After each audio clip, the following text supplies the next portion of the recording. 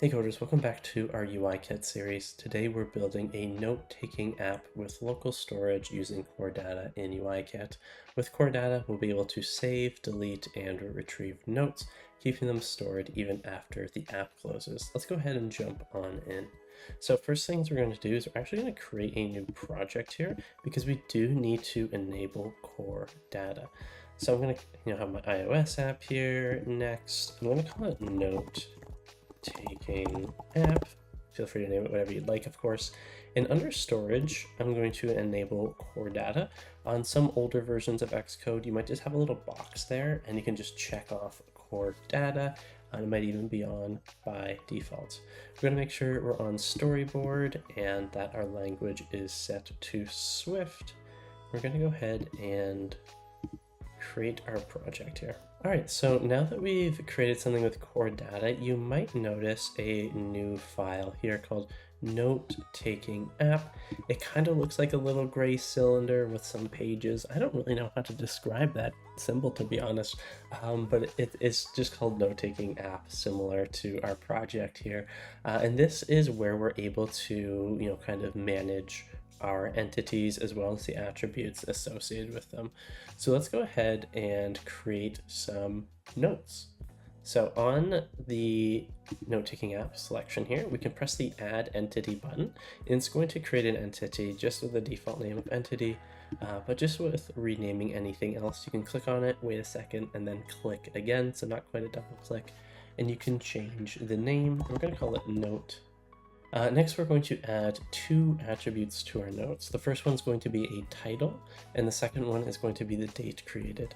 So we're going to press the plus button here under the attributes, and we're going to go ahead and type out title. We can also change the type.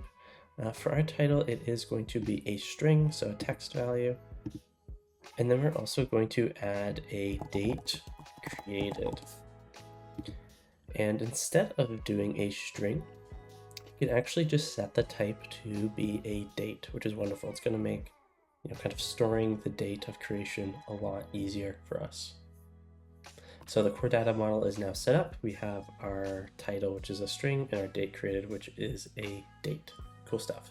Let's hop on over to our main storyboard here, where we have our beautiful blank canvas of a phone screen to kind of work with. We're going to be adding a UI table view. So let's go to our library here and grab a table view. I'm going to add our constraints here just so it fits to no matter what device we're using. I'm going to say 0 constraints to the side, 0 to the left and right, and maybe we'll add like 250 at the bottom here. Cool beans. We're also going to add a button that's going to allow us to save our note for saving any notes. Let's go ahead and create a button here. I like my filled button usually. And I'm going to say save notes. I'm also going to add just some constraints here. 20, 100, 100. And then we should be good to go there. On our table view, let's go ahead and create a prototype cell. So we'll change this to be 1. Let's then click on our cell here, and under the identifier, let's call it note cell. Make sure whenever we're referencing this later, you spell it the exact same way, or you might get some errors. Let's also change the style to be subtitle. This way, we can display both the notes title and the date when we add both of them later on. All right, let's go ahead and now open up our assistant viewer here. So if you either want to go from editor assistant or press these lines on the side here, let's pop open our assistant and we can write a little bit of code here. So I'm going to make some space and use my kind of view did load as my middle ground as I normally do. But let's go ahead and reference to our CoreData context, which will allow us to interact with that CoreData storage. So what we can do is we can say let context equals, we're going to add a bracket here, UI application, so UI and A are all capitalized here, dot shared dot delegate space as exclamation point space app delegate. Okay, we're going to leave our bracket now, and we're going to type dot persistent container. I'm just going to use my autofill here so I don't make mistakes. Dot view context. So again, this is going to basically, reference to core data context, allowing us to interact with core data. Another thing we have to do is actually import core data to this view controller. So under our import UIKit, you can do it above, doesn't actually matter. We can add our core data. As long as it's above the class, kind of at the topmost of our code structure, we should be good to go there. Let's also create a function here. So I'm just going to add it under our view.load, and we're going to say function save note. So this is going to be, where we can save a note to core data. So in our parameters here, let's actually include our title, which would be a string. Let's add our brace and let's see what we can kind of create here. So I'm thinking what we need to do is we need to create a new note. So let's go ahead and say let new note equals note with a capital N. And then we're going to add our context here.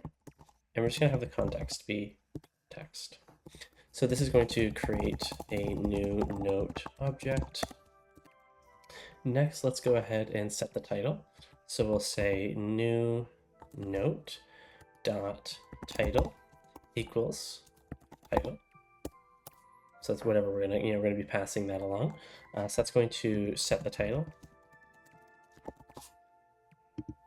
Next, we're going to add the date created. So we'll say new note dot date created equals date. Next, we're gonna actually kind of save the new note, and we're also going to use a catch to kind of print any errors if they do kind of occur. So we're going to go ahead and say do, add our brace here, try context dot save with brackets here. And so this is going to save the new note to core data. Okay, and then we're going to say catch, add another set of braces here, and we're going to say print error saving note. Then we're going to interpolate that error here. All right, let's go ahead and see what our issue might be. Oh, I was just outside of my string there. All right. Next, what we're going to be doing is we're going to be, kind of adding a function to fetch all saved notes from core data and return them in an array. So let's go back to the top of our code here, and we're going to create a variable here. And we're going to say notes. Then we're going to create a square bracket, note.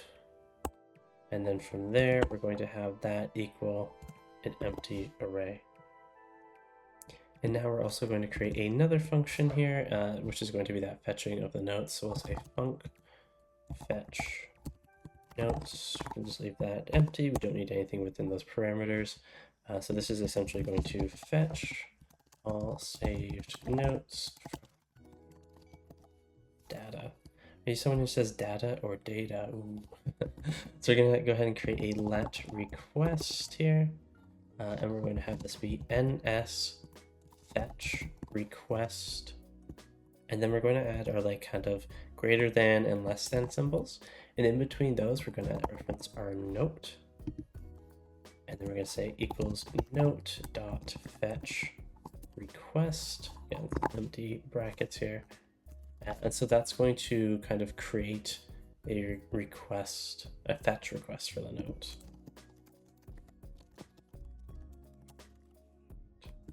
Cool. Let's also add our kind of do statement down here so we can take care of any errors. So we'll say do brace notes equals try context dot fetch. We're just going to put request in here. and then we will catch. And then from here, we're going to just print the same thing we did before. We're going to say error fetching notes, and then we're going to interpolate error here. All right, we just have a few more things to do here. So similarly, when we kind of did our table view lesson, let's go ahead and import our table view here.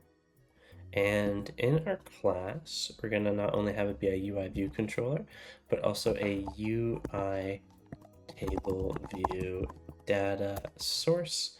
We are going to get that error here, and we can actually use these stubs to kind of add these functions. I like to put my functions all kind of down here, so I'm just going to Command X. I'm going to paste them down here. So what we're going to be doing is we're actually going to be, instead of, before we're kind of basing it off an array, we're going to add the amount of rows based on the amount of notes. So we're going to go ahead and say return notes.count, which is our array for notes. I guess that's still grabbing from an array. So again, this is going to return the number of notes to display in the table view. In our other function here, this is where we're going to be essentially configuring each cell to display the notes title and formatted date. So let's go ahead and say let cell equals table view dot DQ reusable cell with identifier, and whatever we kind of set that cell to be, I believe ours is called note cell with a capital N and C, that's what we'll put there. Next, we're going to retrieve the note for the current row. Again, you'll notice a lot of similarities from our previous lesson here. We're going to say let note equals notes index path dot row. We'll also need to set the cell text with the note title and formatted date. If you don't format the date, it looks a little bit weird to most users. It kind of has like a lot of numbers and information. We can just localize it to where they are. So we'll say cell dot text label question mark, we're going to unwrap it, dot text equals note dot title. Then we're going to take our cell dot detail text label. We're going to unwrap that again, dot text. We're going to have this equals date formatter with a capital D, dot localize string, and we can actually use from the style here. Okay, so from the date, we're going to access the note dot date created. And then we're going to provide it with the optional of date here. For the date style, we can do whatever you want. I typically do .short or medium. I find long is a little bit too much information and a little bit over the top. And then for the time style, we're just going to have this be set to none. Okay, cool. So we have a ton of information here. So much. And last thing we have to do is return the cell. We can also just add the exclamation mark to kind of force that unwrapping here. All right, let's add another function now, and we're going to use our Save Notes button. And let's go ahead and hold Control and add it to our view controller here. We'll call it Save Notes button pressed. For the type, I'm going to select that to be UI button. And here is where we can create a guard statement. So we'll say guard let title equals note text field dot text We'll have to create a note text field as well. I was just thinking, where are we going to input this text? We'll create a note text field, and we'll reference that just in a second here. And we'll say title dot is empty, else just return. Essentially, this is going to just prevent a user from submitting an empty text. And while we're on that, let's go ahead and add a text field really quick. I'm just going to drag and drop it here. I'm just going to zoom out so we can make it a little bit easier to see. I'm going to add it below this button. And I might as well change the background too, just to make everything pop off a little bit more. And let's go up here, we'll scroll up, and we'll add our outlet here. And I believe we're just calling this note text field. Cool. Just as a visual bug, and this might happen to you, if you do kind of have two outlets right next to each other, you'll see that it kind of took away our table view. Don't worry, it's still there. It's just a visual bug that happens when you kind of add two outlets too close to each other. It's really, really weird, but we should be good to go. We might need to re-add it, but we can go ahead and see if it works. Also, I misspelled guard. G-U-A-R-D. Cool. Anyways, now that we've added our text field finally, let's go ahead and now save the note to data within our function here. So we'll just say save note title, and we could just say the title is going to be that title value. Next, we're going to fetch the note. So we've already done all of this work, so we can just say fetch notes. We can say table view dot reload data, which is going to kind of reload the table view every time the button is pressed. Let's also add something to clear the text field after submission. This way we press enter and they don't have to delete everything that's already in that text field. So we'll say note text field dot text, have this equal an empty string. So you just quotation, quotation, and we should be good to go. All right, so let's go ahead and see what we can do about some of these errors here. So what it's saying is cannot find note in scope. So how can we fix this? So if you're getting an error where it says you can't find your note in scope and you imported CoreData and everything, just go ahead and restart your Xcode and that should fix everything. If you're still getting that error, double check that CoreData has been imported. In your note-taking app, make sure it's spelled the exact same capitalization. All I did was restart my Xcode as I did a quick code review and everything looked okay. But let's go ahead and add a few final finishing touches here before we do build out our app. And what we'll need to be doing is in our view did load, we're going to go ahead and create that reference to the table, the data source that we did last time. So what we're going to do is say tableView dot data source equals self. We're also going to go ahead and fetch the notes every time the view loads. And one more thing we're going to do is actually do a view will appear. So we're going to add a override function, and this one's going to do view will appear. And here is where we're going to just add the fetch notes as well, and the table view dot reload data. All right, I think we should be all good to go. So what should happen is we should be able to launch our app here. And we have some notes from when I was doing some testing earlier. Let's go ahead and add some more things. We have hello, walk the dog, feed the goldfish, maybe go to gym. Go ahead and save the notes. We can add some more, maybe like go for a walk, right?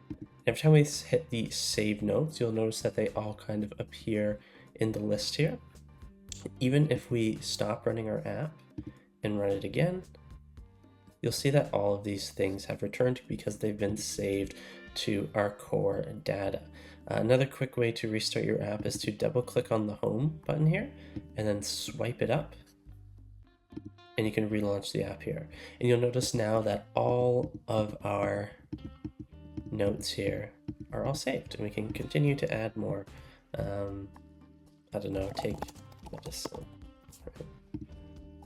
Pretty cool stuff, and it will save with whatever today's date is. No matter when we open up this app, we have this core data saved for pretty much ever now, unless we decide to remove it. All right, so we're gonna hop back into our code here and add one more function.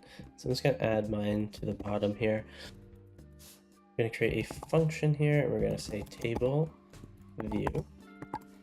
We're gonna add a bracket underscore space table view colon UI table view comma commit editing style with a capital S colon UI table view cell, and from there we're going to say for row at capital R and A index path index with a capital I this time. We're going to add our brace here. Now we're going to add an if statement, and we're going to say if editing style equals dot